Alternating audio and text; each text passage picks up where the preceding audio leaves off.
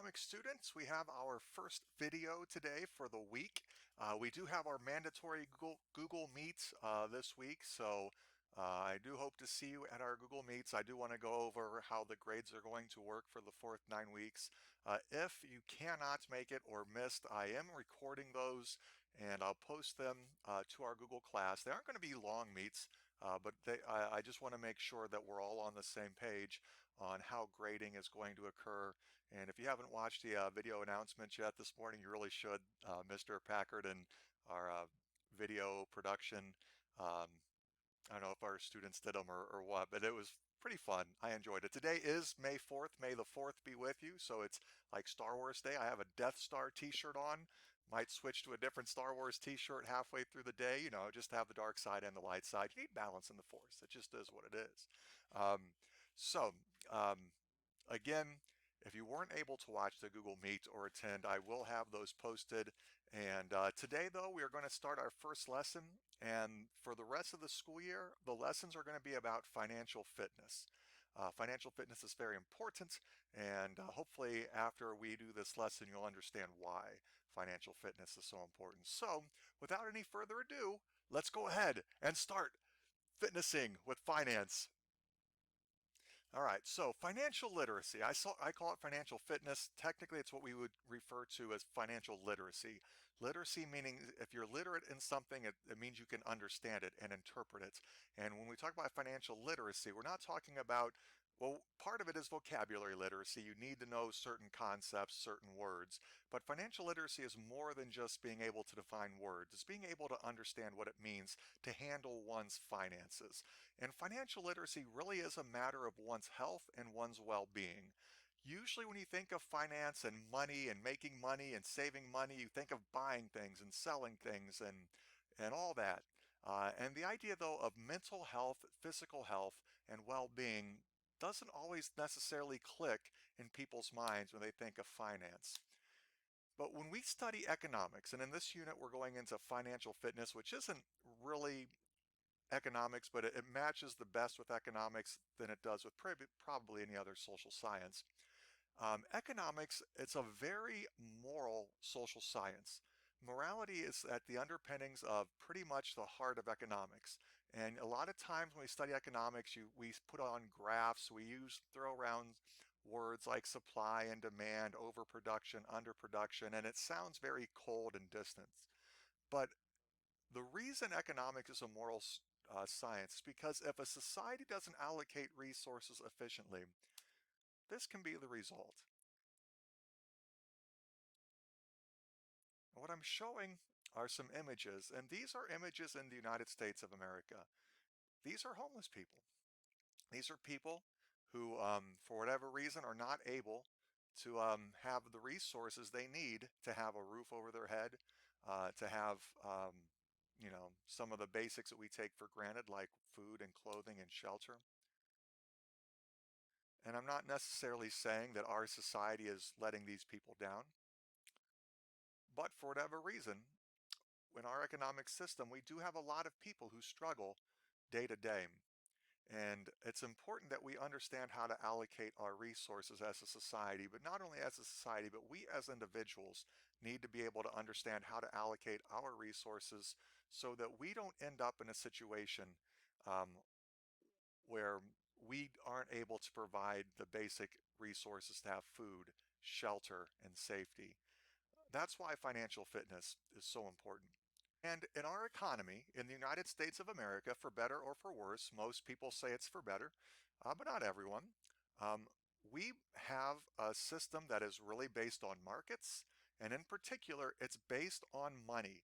It's based on the use of a common currency to buy and sell things, to make sure resources, in other words, are bought and sold and allocated efficiently. So it is super important to be able to manage one's money, because money at the end of the day in our economic system, until we're able to figure out a better system, money is the way that we determine who gets what resources and how they get those resources through markets. And a lot of times people go into what we call debt, in order to get their resources. Debt is when you owe somebody money. Debt is when you decide to borrow money for whatever reason, maybe to buy a house, maybe to buy a car, maybe it's you have a credit card and you don't have any cash and you need to, put food on the table tonight. You'll use your credit card to buy food. That is going into debt. When you put money on a credit card, you're borrowing money from a credit card company, agreeing to pay it back, perhaps with interest later. And debt is not necessarily a bad thing. Debt can be a really good thing depending on how you manage it. But here are some scary truths about debt in America right now. Americans are $12.5 trillion in debt. That's 12,500, 000, 000, I believe I have enough zeros, which in and of itself isn't bad. That's a big number. But again, debt includes things like borrowing money to buy a house. And generally speaking, that's not a bad thing to do. Borrowing money to buy a car. As long as you're not borrowing too much, you need a car to get to work so that you can earn an income, so that you can get resources. So debt in and of itself isn't bad. The issue though is that up to $412 billion of that debt is what we call delinquent. That means somebody has borrowed money and they don't have the ability to pay it back. And that is when debt can become very, very deadly. I call that out of control debt. When you go into so much debt that you can't afford to pay your payments back. Nearly 1 in 4 Americans have more credit card debt than they have in their savings. The average household in America owes $16,000 on their credit card. Now, I'm throwing out some very alarming statistics just to grab your attention, but also understand when you see words like average this or median that, understand that in statistics, that this doesn't necessarily tell the whole story. There are a lot of people who have way more debt, a lot of people who have way less debt. This is the average, but in general, that's a pretty big number. If the average person has $16,000 on their credit card, it would take 18 years to pay off that $16,000 if they pay nothing but the minimum payment on their credit card. And this is the big thing, if they don't use the credit card anymore. So if you had $16,000 on a credit card that you owed a credit card company and you did nothing except pay that credit card and you didn't use it to buy anything else, it would take you 18 years to pay off that $16,000. When polled, most Americans underreport their debt, meaning when people are asked, they report that they have less debt than they really do. And we don't really know why. Some people think that Americans are embarrassed, so when they're asked how much debt they have, they lie. Other people say that we as Americans are in so much debt, we don't even realize it. We don't even know how much debt we're in because we're in so much debt. We are uninformed about our own debt, and that's why we underreport, or maybe some combination of those two. In our country, car loan delinquencies are up by 21%. And again, that means like delinquency means people are not able to pay their car loan money. And a lot of times when your car loan gets delinquent, the bank will take your car away. Student loan debt, and we will go into this in a lesson later, is over $1 trillion right now. So if you take out a lot of money, borrow a lot of money from the government or from banks to go to college, you have to usually, the government has some programs where they will write your debt off, but you usually have to pay that debt back. And right now, mostly younger Americans are in a lot of debt because of borrowing money to go to college. This one is amazing. Think of all the different McDonald's there are in America today. There's at least, one in every small city. We have two in Ashland, and if even branch out further, we have way more than that in the, quote unquote greater Ashland area. But there are more payday loan stores in America than McDonald's restaurants. And if you're not familiar, a payday loan store, there are a lot of people in debt right now, and they need to pay those debts. They need to pay their bills, or they cannot afford to put food on the table. And they don't want to get, in legal trouble for not paying debts. So there are stores that are called payday loan stores. You can go in and get a temporary loan essentially so that you can pay your debts today. But then you have to pay that payday loan store back with a ton of interest because you are a high risk liability to that payday loan store. So they have super high interest rates. So people are in so much debt that we have a huge industry of these loan stores that just loan people money in the short term so people can, pay their day-to-day debts. Um, it's really something.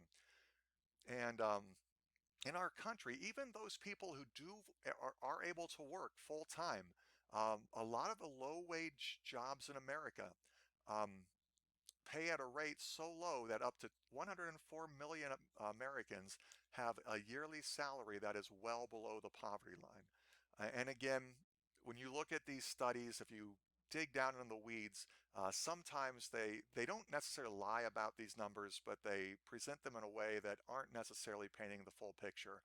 But it is true, no matter what number you come up with here, 104 million Americans, that's like 1/4 of our population. Um, and there would be a lot of economists who would question that. But even if that number is high, low wage jobs do not pay enough to really be able to allow American people, American citizens, um, to allocate resources in a way that they would ideally like, and that can usually lead into poverty. All right. So there you have it. We have a lot of debt in our country, a lot of out of control debt. And a lot of you might, be very familiar with this. A lot of you might live in households that are really struggling, especially right now with the coronavirus. And if your family is out of work right now and furloughed, it is a very extremely anxiety producing time. And when someone finds themselves in a lot of debt, particularly what I call out of control debt, when you are not able to make your payments or you are just barely able to make your credit card payments and make ends meet, it can have severe impacts. First, it can impact your emotional health. It can impact your ability to sleep at night. It can impact your physical health.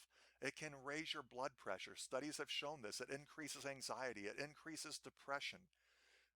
And studies are really showing anytime a human being does not get enough sleep, it significantly increases their health issues.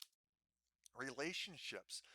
Unfortunately, I've experienced this one firsthand. Fortunately, not myself and my family, but I have a brother whose family went through some very significant debt issues and caused all sorts of relationship and physical health and mental health trauma, just awful stuff.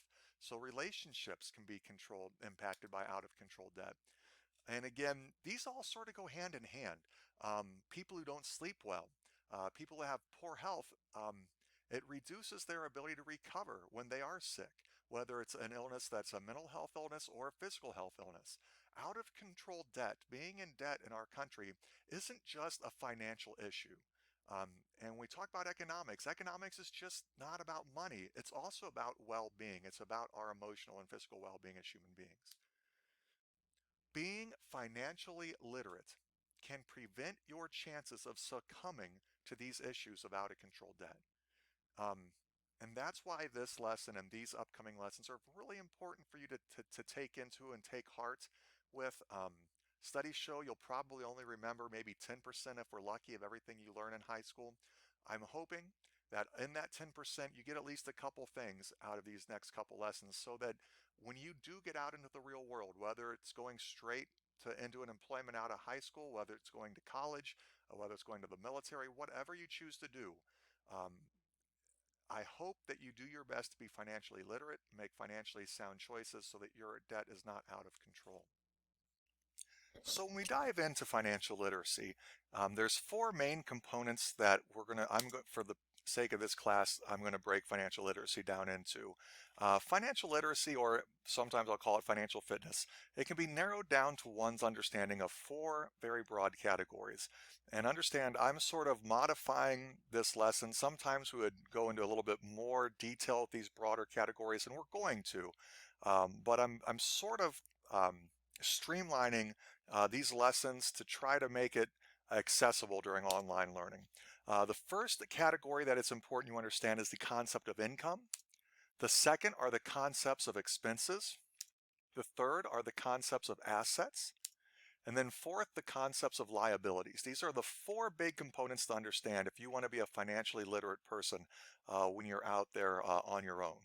And again, sometimes I say fitness, sometimes literacy. I'm going to do my best to stick with literacy. The idea of literacy is that you are well versed and have an applicable understanding of how to manage your finances, how to manage your money.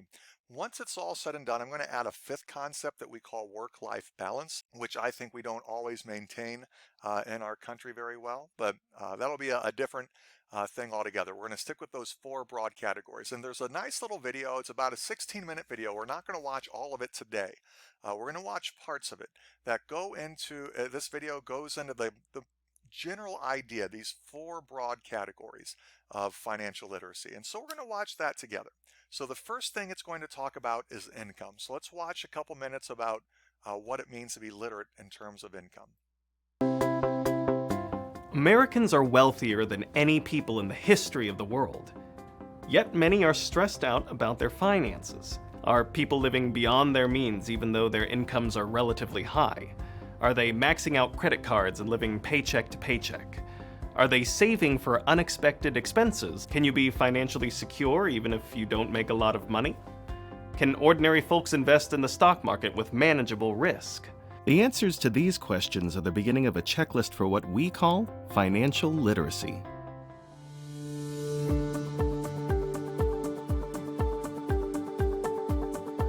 When you talk about the checklist of things that people need to understand to be considered financially literate, I think it delves into a number of categories. It numbers into your basic everyday financial living, the basics of debt, and understanding just sort of what credit card debt means, what mortgage debt means, what a car payment means, budgeting, understanding money in, money out.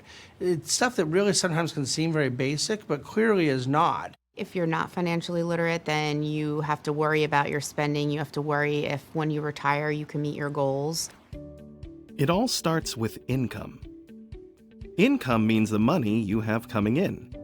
How do you make your money? The law of comparative advantage comes in handy when making career choices. Figure out what you do well and enjoy that others value highly.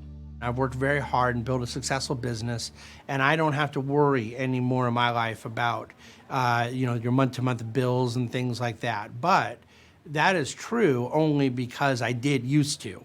I didn't have parents to give me money. I didn't have anything to fall back on. There wasn't a safety net. But what I did was rigorously plan and sort of set goals and then try to go about achieving them. You don't have to own a business to think this way. Start thinking how you can make yourself more valuable to potential employers, coworkers, and customers. How can you do your current job better, even if it is a minimum wage job, internship, or volunteer position? Are you working harder than others? First one there, last one to leave, not texting while on the job. These types of choices help differentiate you from others, and they create value for you in the job market. Remember, in the real world, you don't get paid for effort, but rather when you create value for others. And managing that money is just as important as earning. All right, and that was the beginning of this video that we're going to kind of go into a little bit more, but it's the idea of income. And income of all the different financial literacy concepts is pretty straightforward. Income is money coming in. It's the money that you earn when you provide your labor, when you provide your entrepreneurship, or if you're fortunate enough, you have capital that you can provide and you can receive interest on. So anyway, that's income. And when we go, this is going to be the first thing we dive deep on. And the second lesson this week is the idea of income, how to maximize your income. And I really like it already. They're using economic phrases called like comparative advantage. We'll see if you remember what that means on our next lesson. The idea of adding value to yourself, that you don't get paid for effort. You get paid in our economy on how much value or utility perhaps you add to an employer. All right, so that's just some general thoughts on income. Not going to go into a lot of detail on any of these today. This is sort of an introductory lesson. Let's learn a little bit now about what expenses are, the second component or the second category of financial literacy. Earning it. Expenses are money going out. How do you spend the money you've earned? Do you even know where all your money goes? Many people don't. If I could only teach to young people today just one financial literacy skill, a necessity that people understand, is to construct their own financial budget and how they execute upon that. All I mean by this is to understand that there are fixed expenses. They have $3,000 that comes in, and they have $2,500 of expenses. They need that fixed expenses, the stuff they have to, your rent, your car payment, your whatever the case may be. They need that number to be lower than what's coming in. I think the easiest way is the 50-30-20 rule, which is 50% of your monthly income goes towards bills and housing. 30% goes towards finances, which is paying off debt or saving, and the final 20 goes towards entertainment or going out for things that you like to do. So obviously the fixed have to come first, and you chip those away, and those get done, and then applying percentages to the rest. I think there's very little of that goes on. Some of the things that go wrong when one doesn't do it, and this is of course very common, you end up living your life in a way of you're always playing catch up. And it becomes very debilitating when someone gets behind. They may have the benefit of the consumption, then a new paycheck comes, a new bonus comes, and they don't get to enjoy the fruit of it because they're paying off the last toy that they purchased. And so you live behind instead of forward. I think that has a profound impact on one's stress level, but also just their capacity for the enjoyment of life. If people just started with that, the layering of financial priorities in their month-to-month cash flow planning, I think that would be the immense first step towards financial literacy. All right. So expenses, again, expenses are money as any time you have money going out.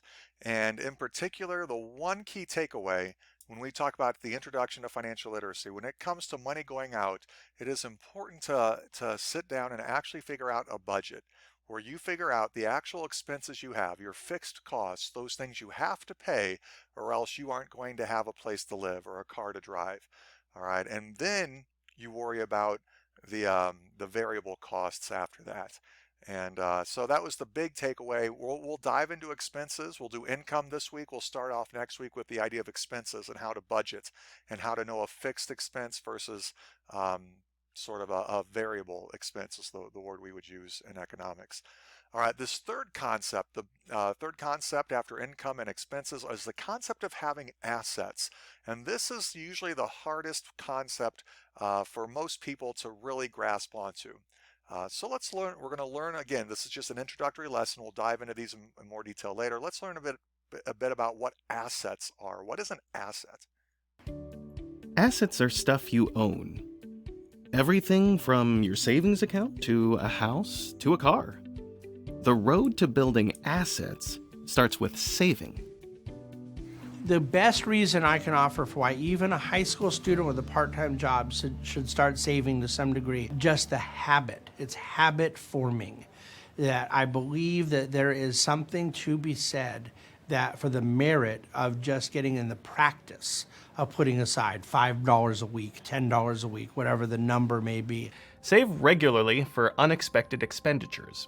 You know that your car will need a repair, your cell phone may get stolen, and you may fall ill. I like to set up a savings account so I don't see that money, because if I see it, then I will spend it. So each paycheck, I take out a certain amount of money towards my bill for my car insurance at the end of the year, and it's automatically moved to the savings account. So that your paycheck hits your account, and then automatically you have your bank account set to send from your checking account to your savings account, just electronically off the top. You make your savings a fixed expense. It has to come straight out of your checking account. You're paying yourself first. And when that's in place, it opens up a lot of freedom to then go do other investment accounts. This approach will help you live a life with minimal financial stress and anxiety. It'll help you avoid financial troubles and pitfalls. So that kids, they're just counting $100 bills. Like, what is that? But anyway, assets. I'm going to show a second half of assets here in a second. But an asset is anything of value that you own. So a savings account, if you have a savings account, that is an asset. That is something of value that you own. If you have a car that you own, that is an asset. So you might have more assets than you realize. And so savings accounts are sort of the introductory way to have some sort of value, to build up value, is by building up a savings account, and that gave you some pointers on how to do that. So the second part about savings and when talking about assets and storing up value, in this lesson we're really focusing on storing money into something in some sort of a savings account or in some sort of way to save it for future use. And there's a really important concept to really I want to hit on this introductory lesson right here. One powerful tool in your plan is compound interest. Albert Einstein once stated, "The most powerful force in the universe is compound interest." The best way to take advantage of it is to start saving when you're young and investing strategically after you have your real-world savings account ready. Over the course of 20, 30 years of compounding, it's adding hundreds of thousands of dollars. I'm saying for regular middle class families, the difference between starting to save at age 50 and starting to save at age 25 can be hundreds of thousands of dollars. I want you to, well, get that out of here. I want you to look at that graph. And this is showing the importance of compound interest and saving, starting to save while you are young. So this is an example of somebody who saves $2,000 a year, earning 8% interest every single year. All right, so this is somebody who is investing that amount starting at age 25 compared to doing the exact same amount but waiting until they're 50. All right, and because interest compounds, meaning you get 8% on $2,000 and you add that to that through $2,000. So 8% of 2,000 is $160, I believe. Yeah, $160. So you would then get 8% on $2,160. Then you get 8% on that, then 8% on that amount. And after a while, it just starts to balloon and grow and grow and grow. And over the course of this person's lifetime, if a person saves at 25, $2,000 a year at 8% interest, at the end, they'll have over $600,000 saved up. Whereas if they wait till age 50, they'll only have $65,000. Compounding interest, as Albert Einstein said, is the most powerful force in the universe. So anyway, keep playing a little bit. And that's just simply from the benefit of time and allowing that money to work for them for a greater period of time. Even with all of the recessions and expansions of recent and distant past, diversified stock holdings have earned about a 7% real annual rate of return. Rate of return is extremely important. An asset earning 3% annually will double in value in 23 years. But an asset earning 7% will double in value every 10 years.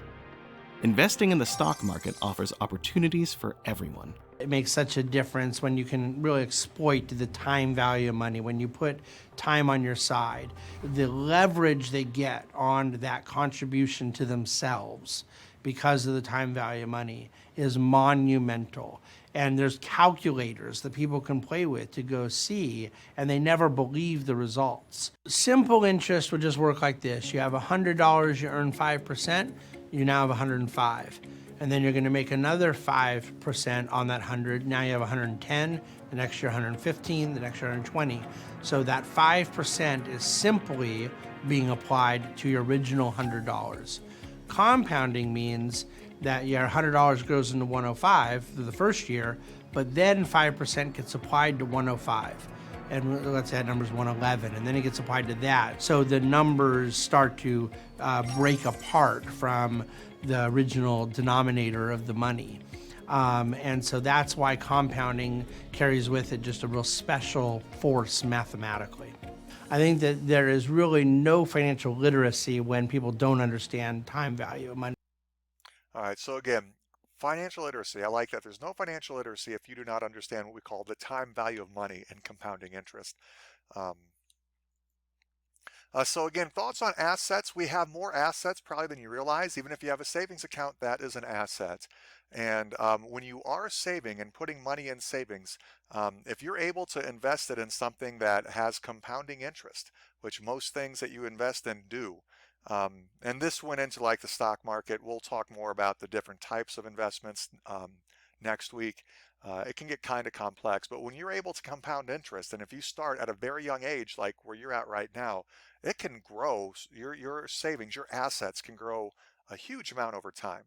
All right, and then the last component that you'll need to understand to be financially literate is the idea of having a liability. So assets are when you have something of value that you own. Let's learn about liabilities. Liabilities are debts you owe. The time value of money can also work against you. A lot of people get into financial trouble by constantly spending more than they earn. Credit is readily available today. That's both good and bad. It's good because credit can enhance your ability to undertake attractive investments such as a college education or a home. I fundamentally believe that there's a key difference between buying something with credit that is an asset versus consuming something with credit. Okay, when you go to the pizza place with your friends and use money you don't have, you don't still have the pizza. It is really gone. Whereas when you buy a home, you are borrowing money, but you are purchasing an asset that retains some degree of value. And then assuming that the servicing of that debt, paying that person back with interest, is affordable, it enables you to buy a very expensive asset before you have to save for the whole amount. By being able to make a really sacrificial endeavor to save the down payment and take on an amount of debt that the service of which might even be less than they're paying in rent anyways, or maybe equal to it, then they're building equity. The other example has always been, we talked about student debt, where you're taking on debt, you're gonna have to pay it off, but at least you're building an investment into a career, into a future, to education. But borrowing can be bad. When you borrow to buy things that will soon be of little value, use student loans to go on spring break, or max out credit cards only to pay the minimum amount due. When you recklessly spend more than you earn, your financial anxiety will build as your wealth declines, and you make large interest payments on items you've already consumed. As a general rule, paying for your vacations and your surfboards and your clothes shopping and your nights out with your friends with credit, well, clearly the asset is gone. You have zero of asset, but you still have the debit. So all you're doing is making yourself poorer by doing that.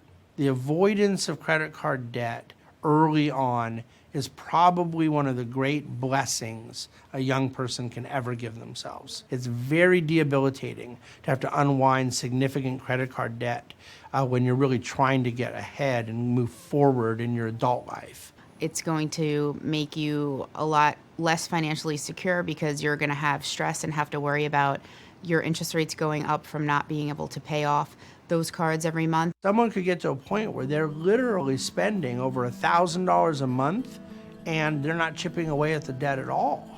And I think that is what really ends up happening is you get used to the idea, I have a fixed expense of just making a credit card payment.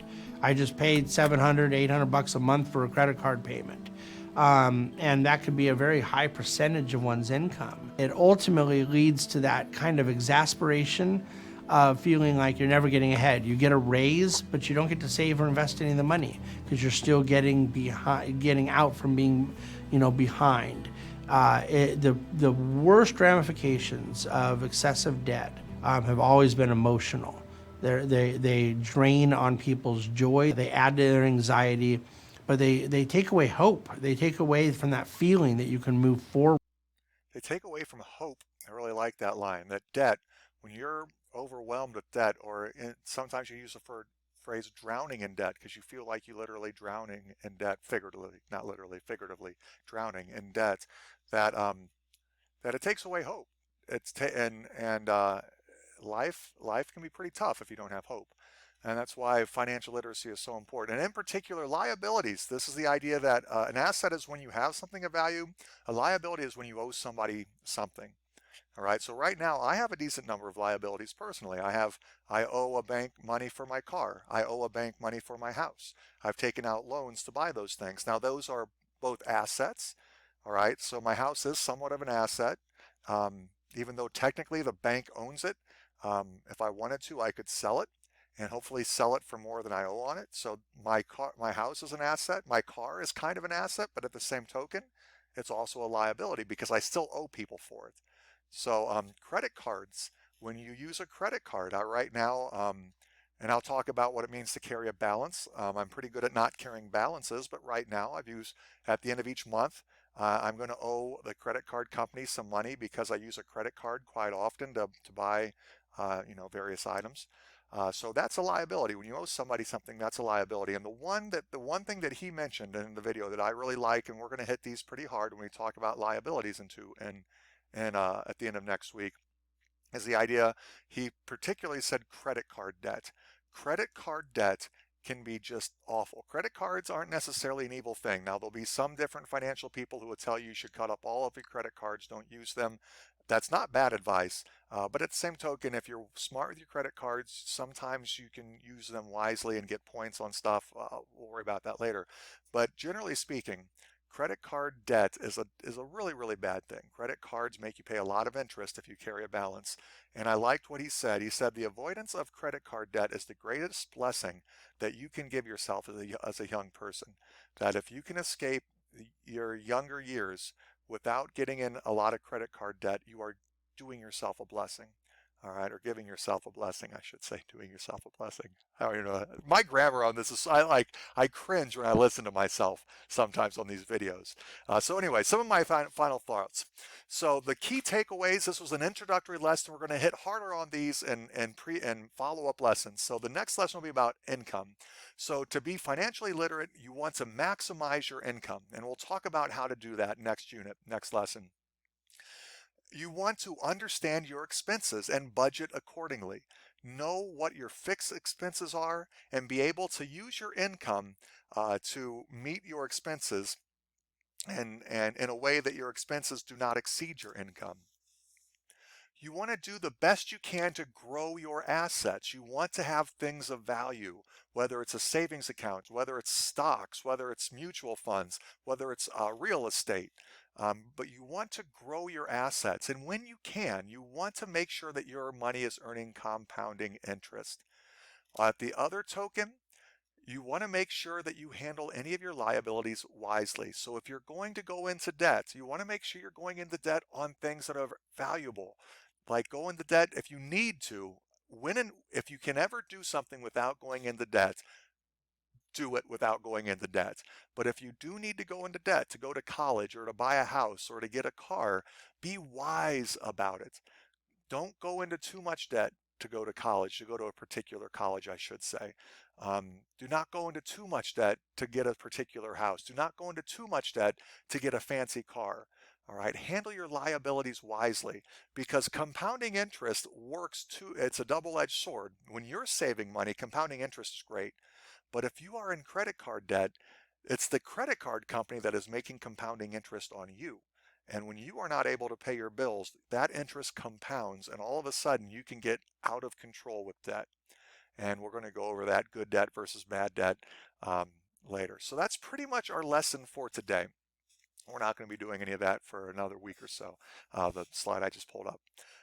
So today there is a little bit of a Google form quiz that I want you to do. It's pretty basic. It's just this, basically it's just some matching questions about these four main concepts and just an opinion question in general about how you feel in your own life, how financially literate you feel you are right now.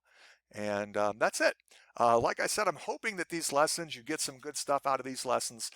Financial literacy it's one of the best gifts you can give yourself is the ability to be financially literate so that when you do get out there into this world, you can make sound choices, sound decisions, live a lifestyle that you're comfortable with in a way that doesn't make you go bankrupt. And so, yeah, I will see you all pretty shortly. And enjoy the beginning of the week. We are in our last month together, so we'll get there. All right, talk to you later. Bye.